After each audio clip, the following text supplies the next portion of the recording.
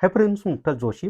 या व्हिडिओमध्ये आपण अंकगणितावर आधारित उदाहरणं पाहणार आहोत आणि आज जेवढे उदाहरणं घेणार आहे ते सगळेच्या सगळे उदाहरणं ॲक्च्युअलमध्ये वेगवेगळ्या परीक्षांना विचारलेली आहेत आणि असेच प्रश्न तुम्हाला आगामी परीक्षांमध्ये सुद्धा विचारले जातील. हा जो व्हिडिओ आहे ना हा कोणासाठी महत्त्वाचा आहे तर कामगार विभाग भरती, तलाठी भरती, चौकीदार, अंगणवाडी पर्यवेक्षिका, नगर परिषद भरती, संयुक्त गट क ची जाहिरात येणार आहे त्यासाठी सुद्धा महत्त्वाचं आहे. कारण संयुक्त गट क मध्ये सुद्धा गणितावर 10 प्रश्न तुम्हाला विचारले जाणार आहेत. तर अतिशय महत्त्वाचा असा व्हिडिओ आहे. खूप भन्नाट आणि छान असे शॉर्टकट तुम्हाला शिकवणार आहे. फॉर्म्युल्याचा वापर न करता उत्तर कसं काढायचं तेही अवघड प्रश्नांचं, कारण सगळेच्या सगळे प्रश्न अवघड आहेत, डिफिकल्टी हाय लेवलची आहे. त्यामुळे अतिशय महत्त्वाचा व्हिडिओ आहे. व्हिडिओ शेवटपर्यंत पहा. या व्हिडिओला सर्वांनी लाईक करा, शेअर करा आणि विठ्ठल जोशी जे आपलं यूट्यूब चॅनल आहे ते सबस्क्राईब करा. तसंच जर तुम्हाला माझ्याकडून अंकगणित हा विषय शिकायचा असेल तर प्ले स्टोअरवरून विठ्ठल जोशी ॲप डाउनलोड करा आणि अंकगणित रेकॉर्डेड व्हिडिओ कोर्स विकत घ्या. फक्त 300 रुपयामध्ये तुम्हाला हा कोर्स मिळेल आणि 1 वर्षासाठी तुम्हाला या कोर्सचा ॲक्सेस राहील. म्हणजे 1 वर्ष तुम्ही या कोर्समधील सगळे व्हिडिओ कितीही वेळा, कधीही तुमच्या वेळेनुसार पाहू शकता. अनलिमिटेड वॉच टाईम आहे आणि ज्या ज्या परीक्षेला गणित हा विषय आहे त्या सगळ्या स्पर्धा परीक्षांसाठी हा जो आपला अंकगणित रेकॉर्डेड व्हिडिओ कोर्स आहे तो उपयुक्त आहे आणि फी फक्त 300 प्लस GST आहे. निश्चितच तुम्हाला फायदा होईल. चला तर मग आता पहिला प्रश्न आपण पाहूयात. पहिला प्रश्न आहे पहा, 2 संख्यांचे गुणोत्तर 3.5 आहे. जर प्रत्येक संख्येतून 9 वजा केले तर नवीन गुणोत्तर 12.23 होते, तर त्या संख्या कोणत्या? आता हे सोडवण्याची पद्धत अतिशय सोपी आहे पहा. सर्वात आधी असा पर्याय शोधा की ज्या पर्यायातील संख्यांना भाग दिल्यानंतर 3.5 येईल आणि त्यामधून प्रत्येक संख्येतून जर आपण 9 मायनस केले तर गुणोत्तर 12.23 येईल. अशी संख्या तुम्ही शोधा. मग आता पहिलं ऑप्शन जर आपण घेतलं म्हणजे समीकरण मांडून पण सोडवता येतं, पण अशी उदाहरणं पर्यायाच्या सहाय्याने लवकर सुटतात, कमी वेळेमध्ये उत्तर येतं. मग आता काय करायचं आपल्याला माहित आहे का? 30 आणि 50चं जर गुणोत्तर काढलं तर 10 त्रिक 30, 10 पाचा 50 म्हणजे पहिली कंडिशन आपली बरोबर झालेली आहे 3.5. आता 9 वजा केल्यानंतर 12.23 येतं का ते पाहूयात. 30 मधून 9 गेले तर 21 राहतात. 50 मधून 9 गेले तर 41 राहतात. 21 आणि 41ला परत संक्षिप्त रूप जात नाही, म्हणजे हे आपलं उत्तर नाहीये. दुसरं पहा, 18 3 33, 18 5 55. पहिली 8 आपली फुलफिल झालेली आहे 3.5. जर 33 मधून 9 मायनस केले तर 24 येतात आणि 55 मधून 9 मायनस केले तर 46 येतात. मग आता याला जर 2 ने भाग दिला आपण तर 12 दोन्ही 24 आणि इथं 23 दोन्ही 46 म्हणजे 12.23 आलेलं आहे 9 वजा केल्यानंतर. म्हणजेच बी हे त्याचं उत्तर आहे. त्या संख्या कोणत्या आहेत तर 33 आणि 55 ह्या त्या संख्या आहेत. आहे की नाही सोपी पद्धत? व्हिडिओला सर्वांनी लाईक करा. पुढे पहा, एक वस्तू 5% तोट्याऐवजी 5% नफ्याने विकली तर 5 रुपये जास्त मिळतात. म्हणजे एक वस्तू 5% तोट्याऐवजी जर 5 रुपये नफ्याने विकली तर 5 रुपये काय होतात? जास्त मिळतात. तर त्या वस्तूची खरेदी किंमत किती? मग आता अशी वस्तू किंमत पाहिजे की जिच्यावर 5% नफा मिळाल्यानंतर 5 रुपये काय भेटतात आपल्याला? जास्त भेटतात. अशी संख्या आपल्याला शोधायची आहे. मग आता हे कसं सोडवायचं माहिती आहे का? तोटा जेवढा आहे 5% तेवढाच नफा आहे की नाही? मग असा असेल तर दोन्हीचा फरक म्हणजे या दोन्ही टक्क्यांची बेरीज. मग ते किती आलं? 5% अधिक 5% बरोबर किती आलेलं आहे? 10%.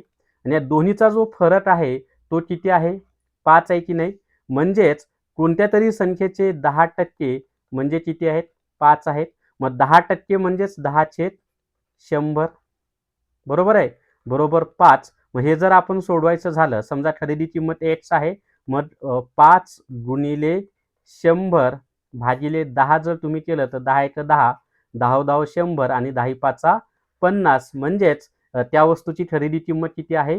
50 रुपये आहे. कसली भारी शॉर्टकट आहे. एकदम जबरदस्त सोप्या पद्धतीनं सोडून दिलंय. ॲक्च्युअली ॲडव्हान्स लेव्हलची उदाहरणं आहेत. चला तिसरा प्रश्न पाहूयात आपण आता.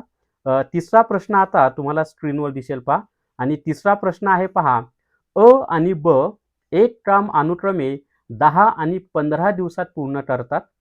दोघांनी एकत्र काम सुरू केले, पण काम पूर्ण होण्याच्या 2 दिवस आधी अ काम सोडून गेला. याचाच अर्थ शेवटच्या 2 दिवसामध्ये कोणी काम केलेलं आहे? फक्त ब ने काम केलेलं आहे. तर एकूण काम किती दिवसात पूर्ण झाले. आता काळोट्रामोलचं ॲडव्हान्स लेव्हलचं उदाहरण आहे, परंतु सोडवण्याची पद्धत अतिशय सोपी. सर्वात आधी काय करायचं माहिती आहे का? हे जे कामाचे दिवस दिलेत ना, यांचा लसावी काढायचा म्हणजे दोघांचं एकूण काम आपल्याला भेटतं. मग 10 आणि 15चा लसावी कसा काढणार माहिती आहे का? तर अशा संख्या उभ्या लिहायच्या आणि दोन्ही संख्यांना भाग जाईल अशी मोठ्यात मोठी संख्या 5 आहे. 5 दोन्ही 10, 5 त्रिक 15. मग या सगळ्यांचा गुणाकार करा. 5 गुणिले 2 गुणिले 3. 5 दोन्ही 10, 10 त्रिक 30. म्हणजेच काय झालेलं आहे, हे जे 30 आलेलं आहे की नाही, हे 30 एकूण काम आलेलं आहे. मग आता हे जे आहे, एक काम 10 दिवसात करतो. म्हणजे 30 वस्तू 10 दिवसांमध्ये तयार करतो. म्हणजे चं एका दिवसाचं काम किती येणार आहे? चं एका दिवसाचं काम येणार आहे 30 भागिले 10 जर तुम्ही केलं तर 3. याचाच अर्थ एका दिवसामध्ये 3 वस्तू तयार करतो. चं एका दिवसाचं काम कसं काढावं लागेल आपल्याला? जर एकूण काम 30 वस्तू तयार झालेल्या असतील आणि ला 30 वस्तू तयार करायला जर 15 दिवस लागत असतील, तर चं एका दिवसाचं काम 30 भागिले 15 ते किती आलं? 2. मग आता आणि म्हणजे एका दिवसात 3 वस्तू तयार करतो. एका दिवसात 2 वस्तू तयार करतो. म्हणजे दोघे मिळून एका दिवसात किती वस्तू तयार करतील? अधिक बरोबर 3 अधिक 2 किती आलं? 5. हे लक्षात ठेवा. आता पहा, शेवटचे जे 2 दिवस आहेत ते फक्त न काम केलंय. कारण काम पूर्ण होण्याच्या 2 दिवस आधी काम सोडून गेलाय. म्हणजे शेवटचे 2 दिवस काम कोणी केलेलं आहे? या ने केलेलं आहे. मग एका दिवसात जर 2 वस्तू तयार करत असेल, तर 2 दिवसांमध्ये किती वस्तू तयार करणार आहे? 4 वस्तू तयार करणार आहे. किती तयार करणार आहे? 4 तयार करणार आहे. आता एकूण काम किती आहे आपलं? 30. पण शेवटच्या 2 दिवसात ने 4 वस्तू तयार केल्यात. मग 30 वजा 4 जर तुम्ही केलं, तर ते आलं 26. म्हणजे उर्वरित दिवस आहेत, त्या उर्वरित दिवसांमध्ये आणि दोघांनी मिळून 26 वस्तू तयार केलेल्या आहेत. मग त्यांना किती दिवस लागतील हे कसं काढणार माहिती आहे? आणि दोघं जण एका दिवसात 5 वस्तू तयार करतात. मग 26 वस्तू तयार करण्यासाठी त्यांना किती दिवस लागतील? तर 26 भागिले 5 करा. 5 5 25. 26 मधून 25 गेले, राहिला 1. दशांश चिन्ह 10 झाले. 5 दोन्ही 10. म्हणजेच आणि दोघांनी मिळून किती दिवस काम केलेलं आहे? 5.2 दिवस केलेलं आहे. आणि न एकट्यानं शेवटचे 2 दिवस काम केलेलं आहे. मग एकूण काम किती दिवसात पूर्ण झाले? तर आणि न 5.2 दिवसात केले आणि नुसत्या चं 2 दिवसाचं. मग 5 आणि 2 म्हणजे 7.2 दिवस त्यांना लागलेले आहेत. सी हे त्याचं उत्तर आहे. पहा, गणित खूप ॲडव्हान्स लेव्हलचं होतं, पण अतिशय साध्या सोप्या पद्धतीनं मी तुम्हाला समजून दिलेलं आहे. व्हिडिओला सर्वांनी लाईक करा बरं. जर तुम्हाला कामगार आयुक्तालय रेकॉर्डेड व्हिडिओ कोर्स विकत घ्यायचा असेल तर प्ले स्टोअरवरून विठ्ठल जोशी ॲप डाउनलोड करा आणि कामगार आयुक्तालय रेकॉर्डेड व्हिडिओ कोर्स विकत घ्या. फक्त 500+ GST मध्ये हा कोर्स तुम्हाला मिळेल. याच्यामध्ये सगळे कामगार कायदे म्हणजे 20 कामगार कायद्यांचे व्हिडिओ अपलोड केलेले आहेत. अजूनही मटेरियल अपलोड होणार आहे. मराठी व्याकरण, इंग्लिश ग्रामर, बौद्धिक चाचणी, सामान्य ज्ञान, गणित या सगळ्यांचे रेकॉर्डेड व्हिडिओ छानपैकी यामध्ये दिलेले आहेत आणि TCS पॅटर्ननुसारच सगळ्या गोष्टी यामध्ये दिलेल्या आहेत. त्यामुळे तुम्हाला डेफिनेटली फायदा होणार आहे. तर प्ले स्टोअरवरून विठ्ठल जोशी ॲप डाउनलोड करा आणि कामगार आयुक्तालय रेकॉर्डेड व्हिडिओ कोर्स विकत घ्या. आता त्याच्या पुढे पहा, चौथा प्रश्न तुम्हाला स्क्रीनवर दिसेल. एका चक्रवाढ व्याजाच्या दराने एक रक्कम 2 वर्षात ₹4,500 आणि 4 वर्षात ₹6,750 होते, तर ती मुद्दल किती? आता इथे पहा, पहिल्या 2 वर्षामध्ये जी मूळ मुद्दल आहे ना, ती 4,500 झाली. पहिल्या 2 वर्षात काय झालेलं आहे? जी मूळ मुद्दल आहे ती ₹4,500 झालेली आहे. नंतर 4 वर्षात म्हणजेच अजून 2 वर्षामध्ये या 4,500 चे किती झालेले आहेत? 6,750 झालेत. मग आपण जर असं केलं, की या 4,500 ची किती पट म्हणजे 6,750 हे जर आपण काढलं, तर हे 4,500 त्या मूळ मुद्दलीची तेवढीच पट असणार आहे की नाही? मग ही पट काढण्यासाठी काय करायचं माहिती आहे? तर हे जे 6,750 आहे की नाही, या 6,750 ला 4,500 ने भाग द्यायचा. मग हा जर आपण भाग दिला तर 0 0 कटला. पुढे 5 ने भाग जाईल किंवा 25 न सुद्धा 5 ने देऊयात आपण. 5 9 45 राहिलेला 0 90 झाले. 5 1 5 6 मधून 5 दिले, राहिला 1 17 झाले. 5 त्रिक 15 राहिले 2 25 झाले. 5 5 25. आता इथं पहा, परत कितीने भाग जाणार आहे? तर 15 ने भाग जाईल का? किंवा 9 ने पण भाग जाईल. 9 10 90 आणि या ठिकाणी 15×9 = 135 म्हणजेच 15/10 आलेलं आहे की नाही ते. मग 15/10 म्हणजेच किती असतं माहिती आहे का? 15/10 म्हणजेच 3/2 म्हणजे 5×3 = 15, 5×2 = 10, 3/2 पट झालेला आहे. त्यालाच तुम्ही 1.5 पट सुद्धा म्हणू शकता बरं का. पण मी 3/2 पट का घेतलंय तर ते आपल्याला सोडवायला सोपं जावं यासाठी. मग आता समजा मुद्दल माहित नाही आपल्याला, मग गणितामध्ये माहित नसेल तर आपला एक्स हा काय असतो? जावई असतो. मग समजा मुद्दल एक्स आहे, त्या एक्सची 3/2 पट, एक्सचे 3/2 पट म्हणजे किती आहे? 4500 आहेत. आता हे 302 पुढे जर आपण पाठवले तर x बरोबर 4500 गुणिले 2/3 करावं लागतं आपल्याला. मग 3 ने 45ला 15चा भाग गेला म्हणजे 1500 आलं. 1500 गुणिले 2 केलं तर 3000, म्हणजेच ती मुद्दल किती आहे? 3000 रुपये आहे. हे त्याचं उत्तर आहे. कसला भारी शॉर्टकट आहे. अतिशय सोपी पद्धत आहे. नाहीतर चक्रवाढ व्याजचं हे असं ॲडव्हान्स लेव्हलचं उदाहरण पाहिलं ना तर परीक्षेत पूर्व याला उदाहरण सोडूनच देतात. काही जण चक्कर येऊन पडतील. पण असल्या भारी शॉर्टकटच्या सहाय्यानं तुम्ही आता उदाहरणं सोडू शकता. चला पुढचा 5वा प्रश्न आहे. एका वर्गातील 30 विद्यार्थ्यांचे सरासरी वय 15 वर्षे आहे. जर त्यामध्ये शिक्षकाचे वय मिळवले तर सरासरी 1 वर्षांनी वाढते. तर शिक्षकाचे वय किती? आता समजा हे सुरुवातीचे विद्यार्थी किती आहेत? 30 आहेत. अधिक सरासरी कितीने वाढलेली आहे? 1 ने वाढलेली आहे. आता सुरुवातीला सरासरी 15 होती आणि ती 1 ने वाढली म्हणजे नंतरची सरासरी किती झालेली आहे? 15 अधिक 1 16 झालेली आहे. सॉरी, इथं गुणाकार पाहिजे हां.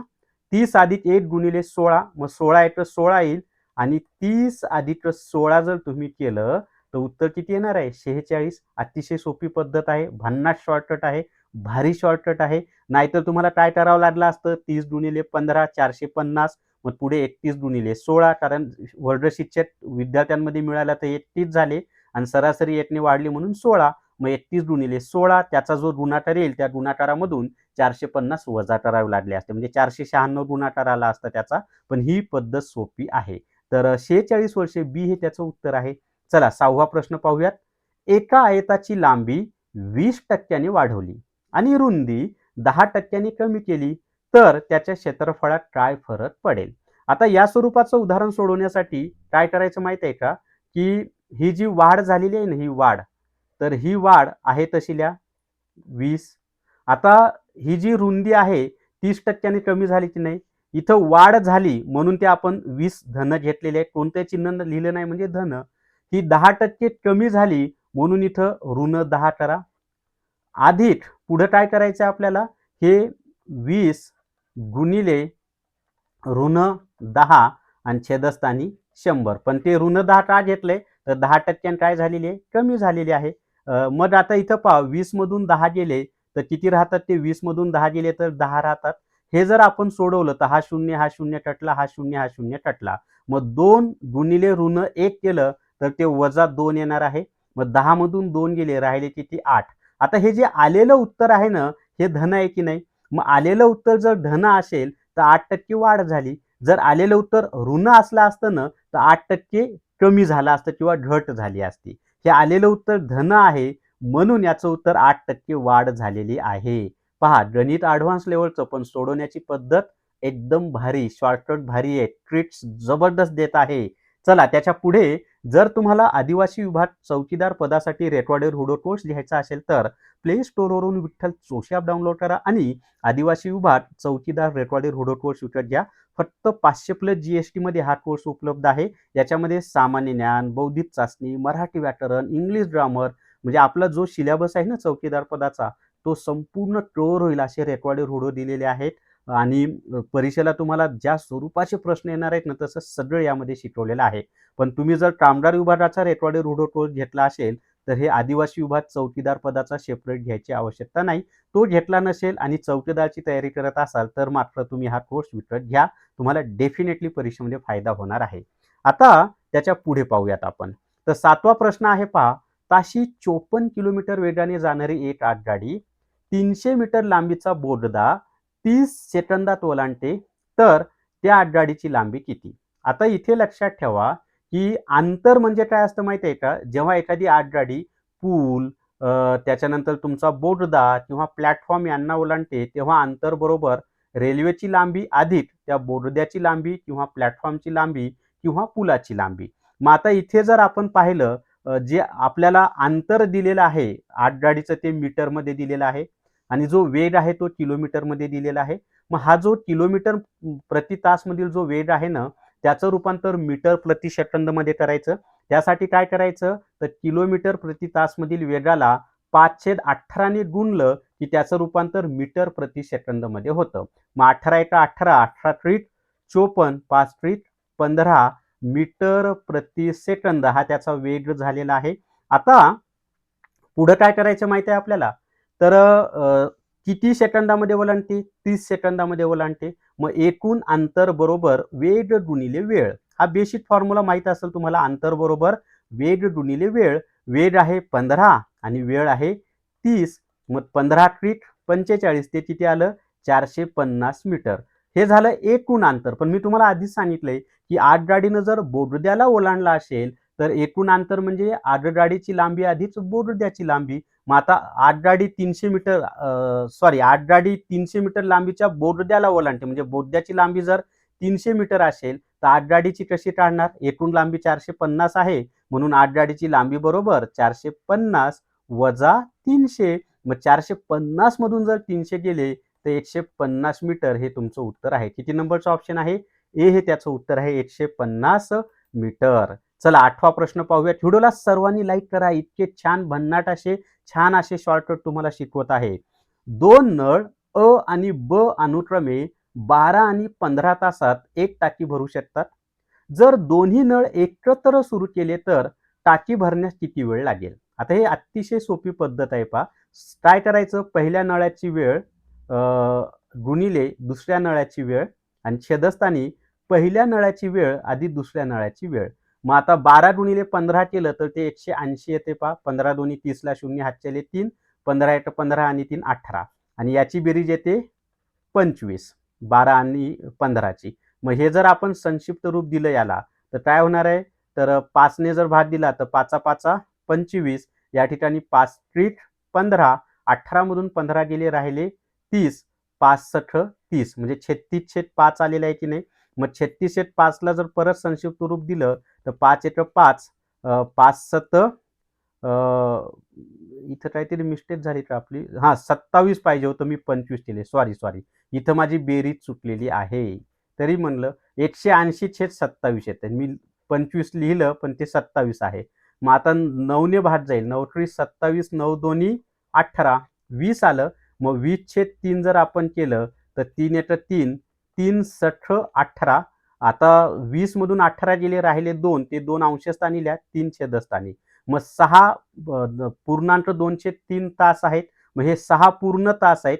हे जे 2/3 तास आहेत याचं रूपांतर मिनिटांमध्ये कसं करायचं माहिती आहे. तासाचं रूपांतर मिनिटांमध्ये करण्यासाठी दिलेल्या तासाला 60 ने गुणायचं असतं.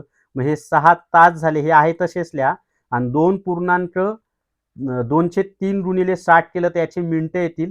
3 ने 60 ला 20 चा भाग जाईल 20 दोन्ही 40 मिनिटे म्हणजेच 6 तास 40 मिनिटे. ए हे त्याचं उत्तर आहे. किती वेळ लागणार आहे 6 तास 40 मिनिटे इतका वेळ लागणार आहे. सोपं आहे की नाही. चला पुढचा प्रश्न आहे आता. एका परीक्षेत उत्तीर्ण होण्यासाठी 36% गुणांची आवश्यकता आहे. एका विद्यार्थ्याला 113 गुण मिळाले आणि तो 4 गुणांनी अनुत्तीर्ण झाला तर ती परीक्षा एकूण किती गुणांची होती. आता सर्वात आधी पहा या ठिकाणी त्या विद्यार्थ्याला किती गुण मिळालेत 113 मिळालेत. मग किती गुणांनी नापास झाले 4 गुणांनी. म्हणजे उत्तीर्ण होण्यासाठी आवश्यक असलेले गुण कसे काढणार तुम्ही ते 113 अधिक 4 बरोबर 117. मग आता हे 117 कोणत्या तरी संख्येचे 36% आहे की नाही आणि ती संख्या म्हणजेच एकूण गुण. मग एकूण गुण चे 36% म्हणजे ते गुण समजा x मानूयात आपण. मग x गुणिले 36% म्हणजे 36/100 ते किती आहे 117. म्हणजे 100 गुणिले भागिले 1 पुढे जाऊन गुणिले होतील 36 गुणिले 1 पुढे जाऊन भागिले होतील. x बरोबर 117 गुणिले 100 भागिले 36. मग आता आपण 9 4 ने जर भाग दिला तर 4 9 36 आणि इथं 25 चा भाग जाईल पहा आणि 13 9 9 1 9 13 9 117 आणि 13 गुणिले 25 जर आपण केलं तर 13 पाची 65 ला 5 हातचे आले 6. 13 दोन्ही 26 26 आणि 13 पाची 65 ला 5 हातचे आले 6. 13 दोन्ही 26 आणि 6 32 म्हणजे किती आलं ते 325 आपलं उत्तर येतंय. डी हे त्याचं उत्तर आहे 325. ती परीक्षा किती गुणांची होती रे? 325 गुणांची होती. चला पुढचा प्रश्न आहे. जर एका संख्येच्या 60% मधून 60 वजा केले तर उत्तर 60 येते, तर ती संख्या कोणती? आता ती संख्या आपल्याला माहित नाही कोणती आहे. मग गणितामध्ये आपला जावई x, समजा ती संख्या x आहे. मग x चे 60% म्हणजे 60/100. त्याच्यातून 60 वजा केले तर 60च मिळाले. मग पुढे काय करायचे? हे वजा 60 आहेत, पुढे जाऊन आधीच 60 होतील. मग 60x/100 बरोबर 60 आधी 60 केलं तर 120 आलं. हे जे ऋण 60 आहे की नाही, पुढे धन 60 झाले. मग 60 आधी 60 केलं तर 120 आलं. मग पुढे काय होणार आहे? x बरोबर 120 गुणिले 100 भागिले 60. 60 हे तर 60, 60 दोन्ही 120, 2 गुणिले 100 केलं तर 200. म्हणजे ती संख्या कोणती आहे? 200. आणि तुम्ही काढा 200 चे 60% 120 येतात. 120 मधून 60 गेले तर 60 उरतात. आहे की नाही? सोपी पद्धत. आणि जर तुम्हाला म्हणजे तलाठी भरती, लिपिक, tax assistant, PSI, STI, ASO म्हणजेच कंबाईन ग्रुप बी आणि कंबाईन ग्रुप सी साठी पूर्व परीक्षा रेकॉर्डेड व्हिडिओ कोर्स घ्यायचा असेल तर प्ले स्टोअरवरून विठ्ठल जोशी ॲप डाउनलोड करा आणि पूर्व परीक्षा रेकॉर्डेड व्हिडिओ कोर्स विकत घ्या. फक्त 1000 रुपये किमतीमध्ये हा कोर्स तुम्हाला मिळेल आणि संपूर्ण तयारी तुमची होऊन जाईल पहा. कारण आता तलाठी परीक्षा MPSC घेणार आहे, तर निश्चितच तुम्हाला त्याचा फायदा होणार आहे. यामध्ये MPSCचे झालेले जे ॲक्च्युअलमधले प्रश्न आहेत त्याचा ॲनालिसिस सुद्धा तुम्हाला मिळणार आहे. आणि हे बाकी इतिहास, भूगोल, राज्यघटना, अर्थव्यवस्था, विज्ञान, गणित, बुद्धिमत्ता चाचणी यांचे रेकॉर्डेड व्हिडिओ सुद्धा तुम्हाला यामध्ये भेटणार आहेत. त्यामुळे डेफिनेटली तुम्हाला फायदा होईल आणि फी अत्यंत कमी आहे, फक्त 1000 प्लस GST. तर या व्हिडिओमध्ये एवढीच माहिती. या व्हिडिओला सर्वांनी लाईक करा, शेअर करा आणि विठ्ठल जोशी जे आपलं YouTube चॅनल आहे ते सबस्क्राईब करा. थांबूयात. Thank you very much.